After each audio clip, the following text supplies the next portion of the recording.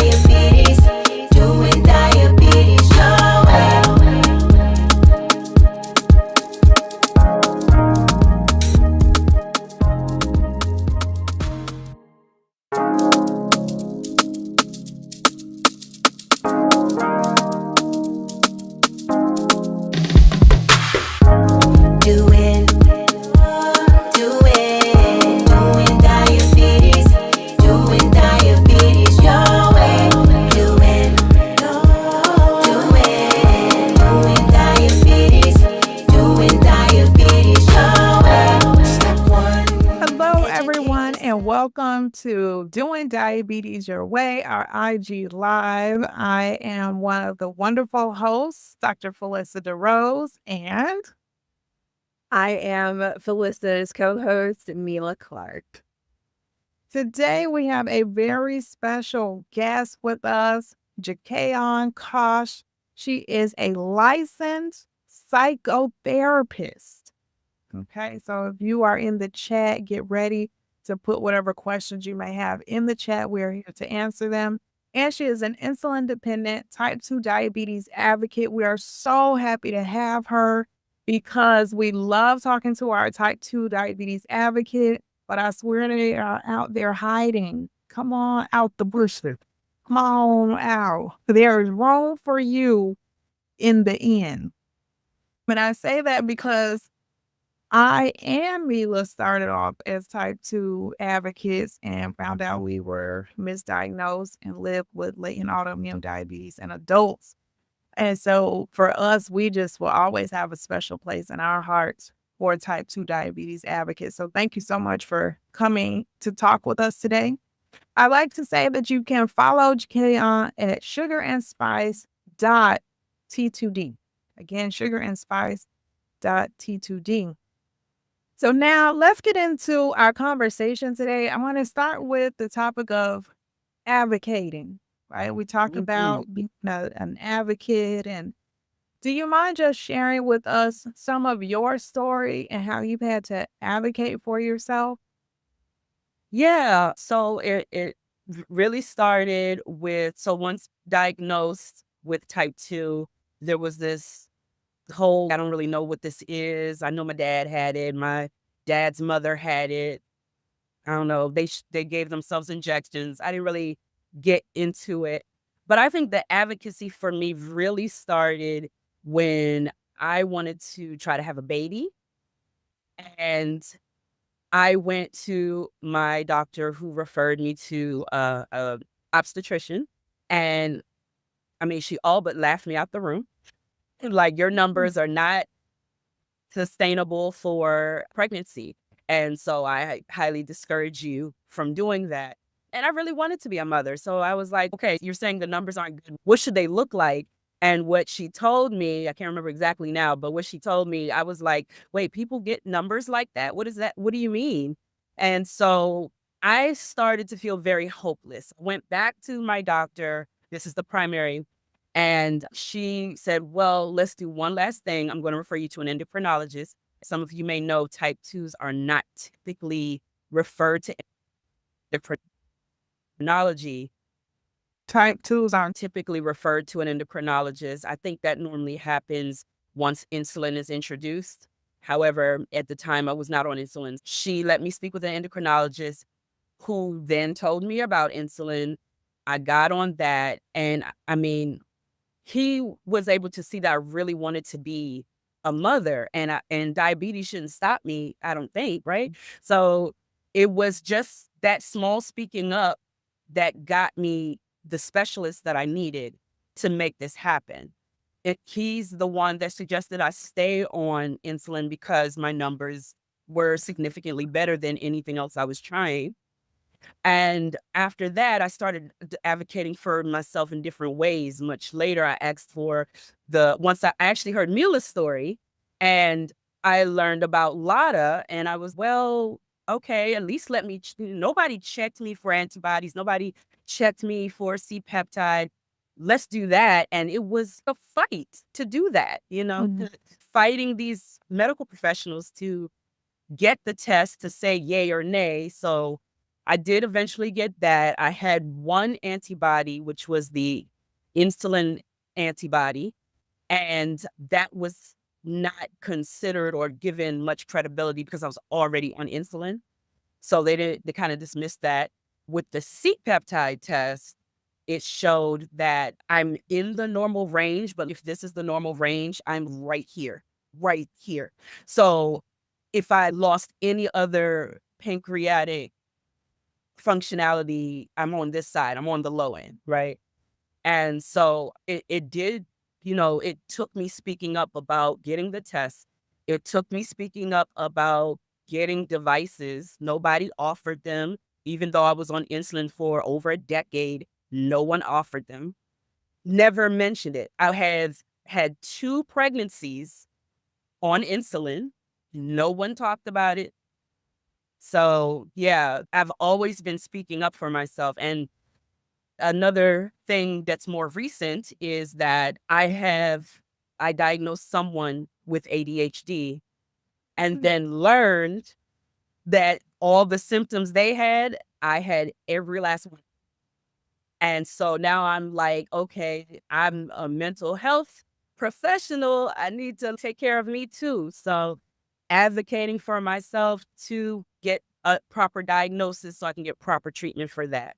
So Can you it's been share a with long us life. some of the characteristics of ADHD? Just so we Yeah. know.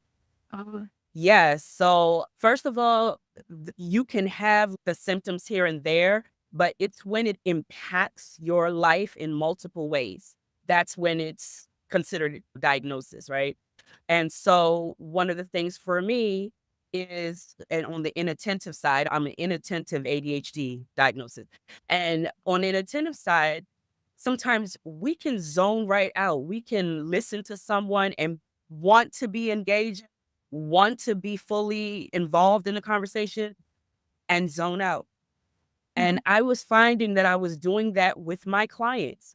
And I mean, I love the clients. It's not that they're boring. It's therapy. It's all the good stuff, right?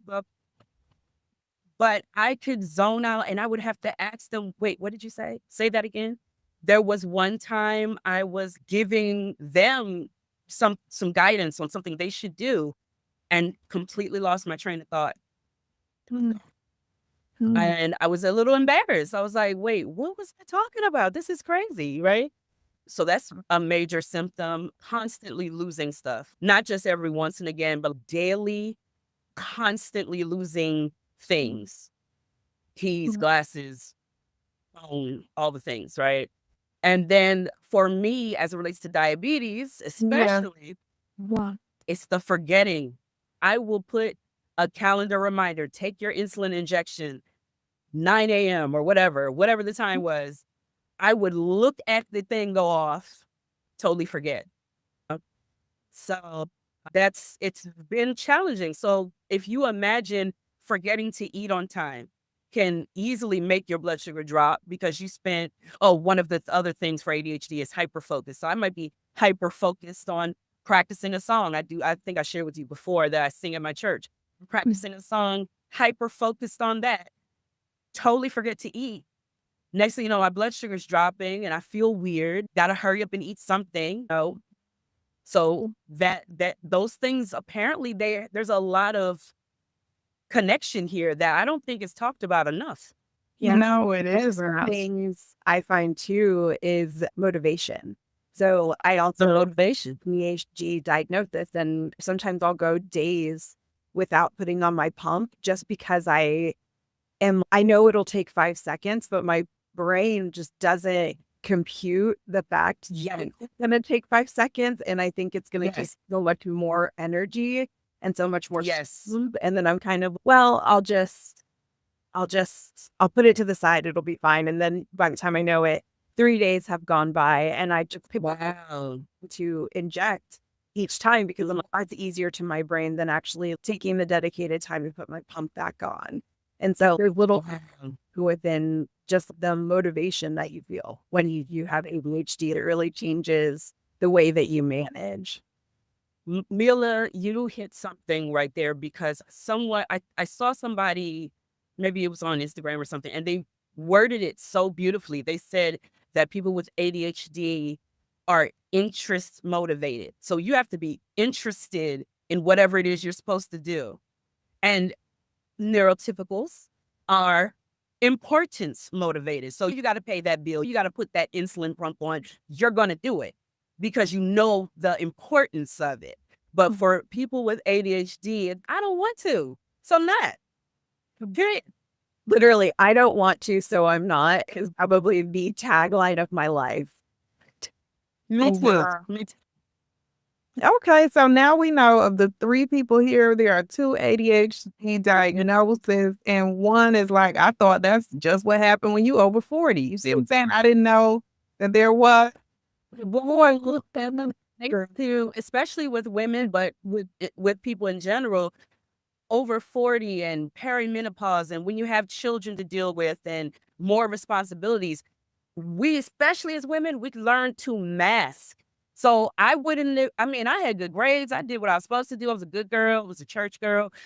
But eventually you get too old to be doing the masking.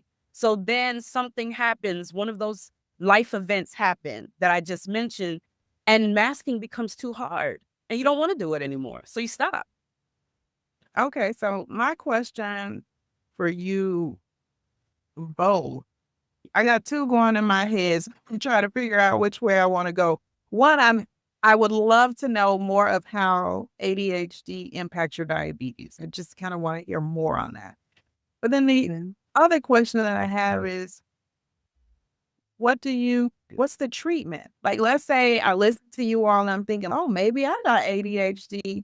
And then I go out and try to get a diagnosis. What are they going to do for me? What is the treatment? So can we just start there and then go back to impact you both? Do you want me to start? Yes, please. So for me, so I was diagnosed with someone else, and I'm not licensed to prescribe medication. So that was never going to be what I was going to do for that person.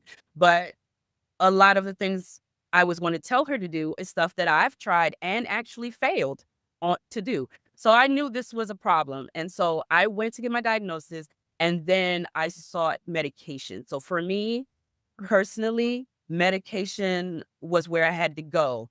Now, with a common whole disorder, if you will, with diabetes is hypertension. And I do have hypertension. And with those medications, those are stimulants most likely. The ones they like to give you are stimulants. And so stimulants can raise your blood pressure, which is not ideal, right? So I went through a whole battery of tests with a cardiologist, not even a battery, but one specific for that. And that was called a stress test. And they were able to determine if my heart can handle this stimulant. So they determined that. And then I went back to the psychiatric nurse practitioner, got the medication. I've only been on it for about a little over a month. And that first day, it's like, wow. Oh my God. I did make a reel about it. I got so much done. I remembered things. Distractions were less. I won't say they weren't distracting, but they were less distracting.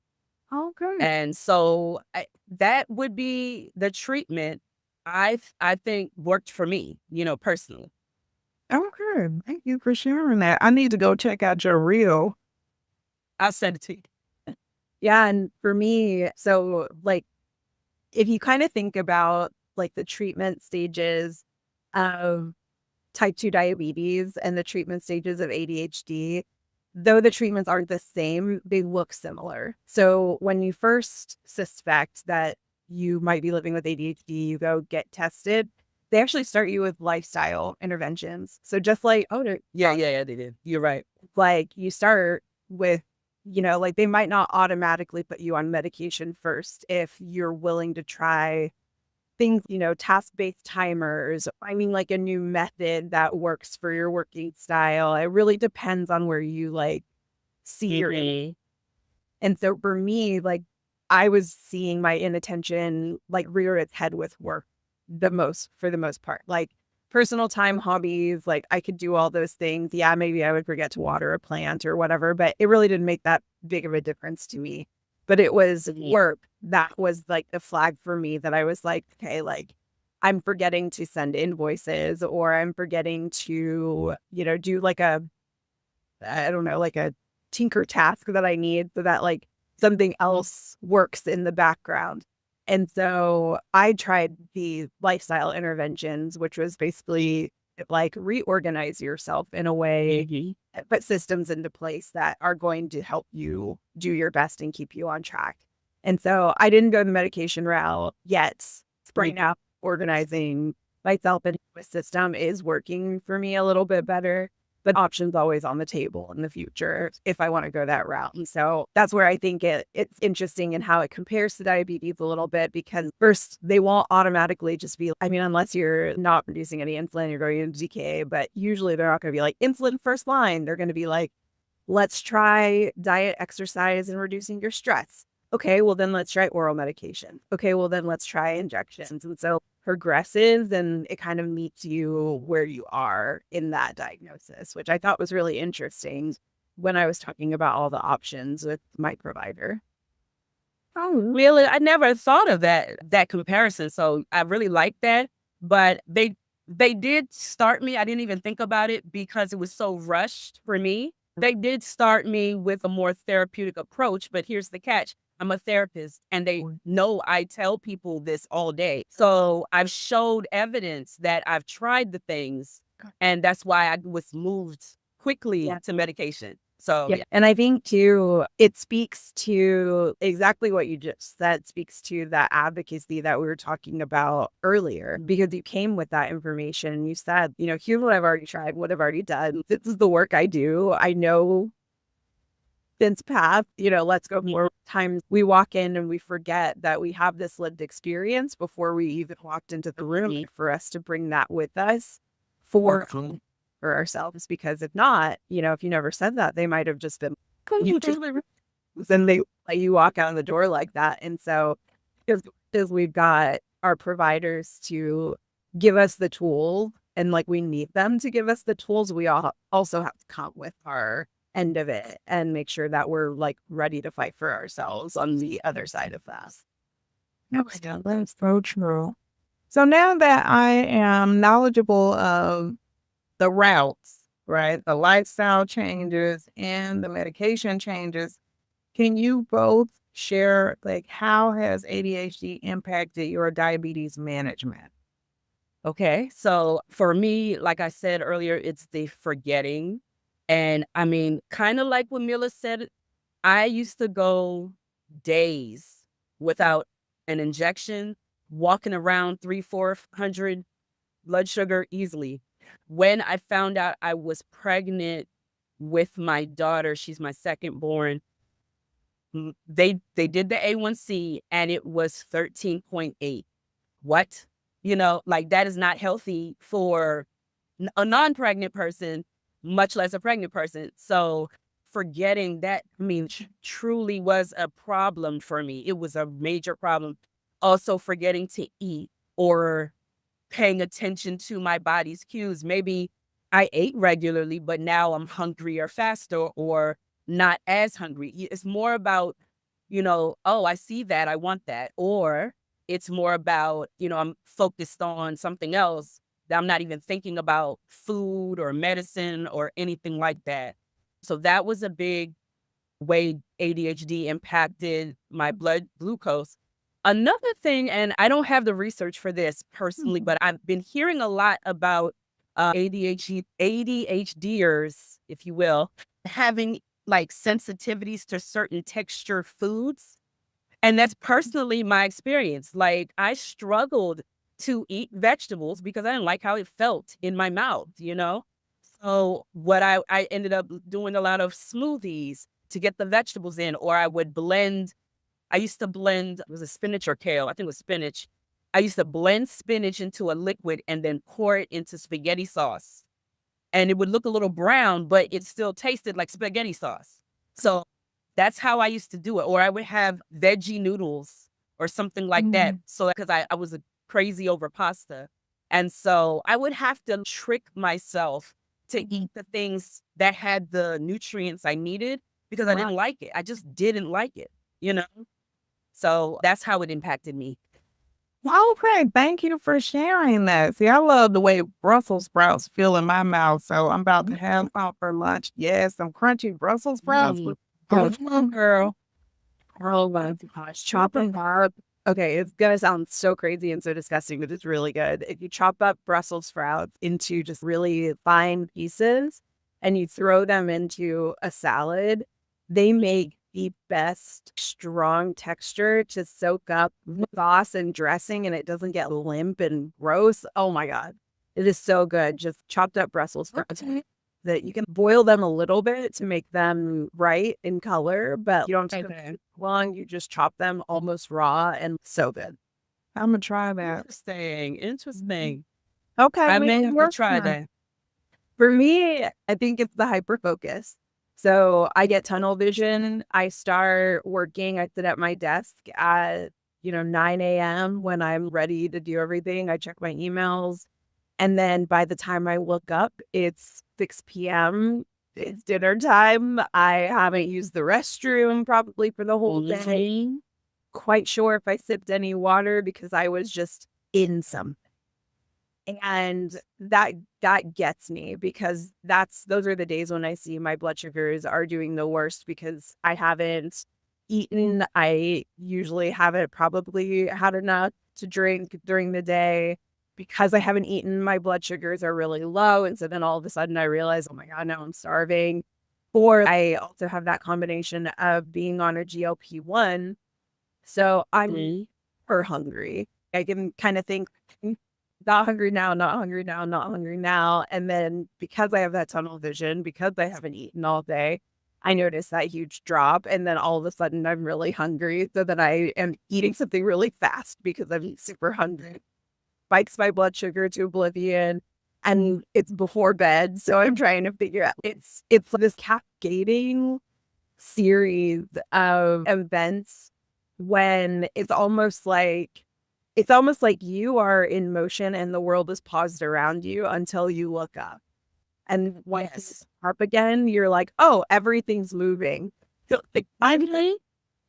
And absolutely, I would like, if I could put it into the smallest sentence, it would just be like, it feels like time gets away from you.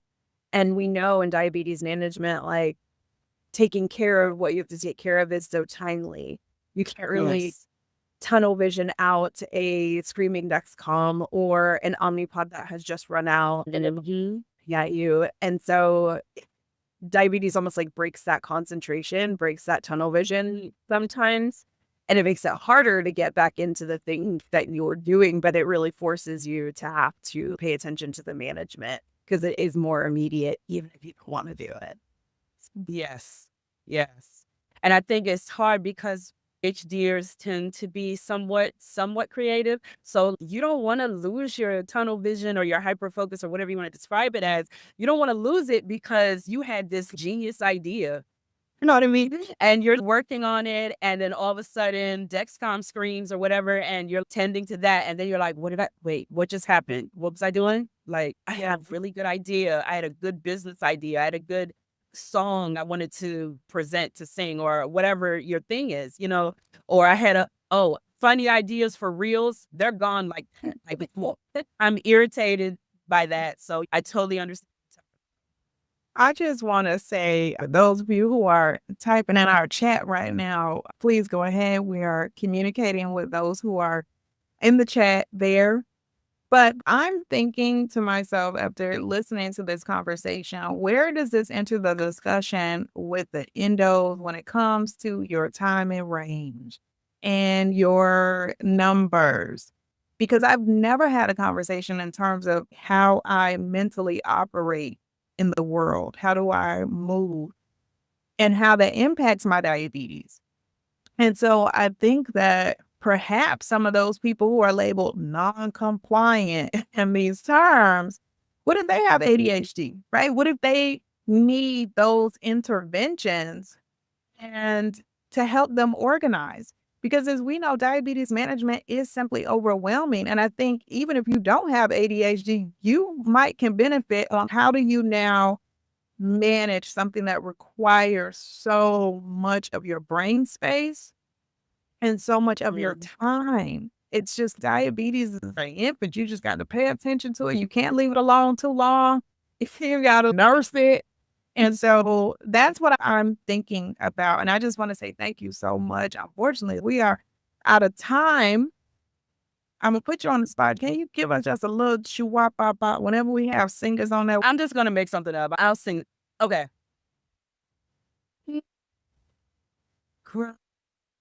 and I forgot the rest of the words. So And pleading, but we're not gonna go to church. But Frank, Yes. you're living for joy. Oh my gosh. Thank you both for having this conversation today. Those of you who are not following Jacquean, please, please, please do so. She just finished doing how many miles swimming for cancer 5 research? miles. Yes, 5, 5, but which I did not know was as long as it is. That's a lot of it's swimming. Yes. But again, thank you so much for your time today. And for everyone who has tuned in, just know that we'll be back again. And we've enjoyed the session of Doing Diabetes Your Way. Thank you. Thank you. Thank you.